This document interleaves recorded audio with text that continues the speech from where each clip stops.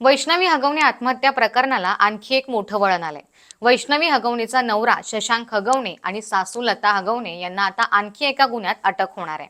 Mhalunge police आता येरवडा जेलमधून या मायलेकाला ताब्यात घेणार आहेत, कारण या दोघांवर जेसीबी मशीनच्या विक्रीवेळी प्रशांत येळवंडे यांच्यासोबत 11 लाखांची फसवणूक केल्याचा आरोप आहे।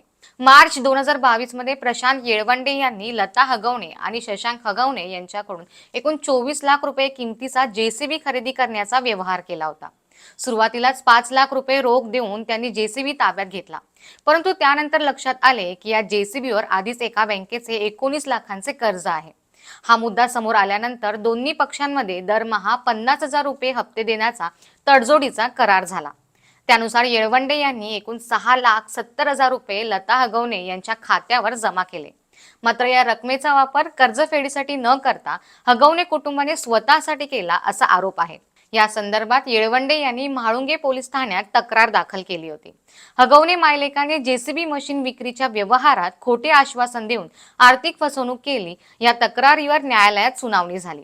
सुनावणीनंतर न्यायालयाने हगवणे मायलेकाला अटक करण्याची परवानगी दिली आहे।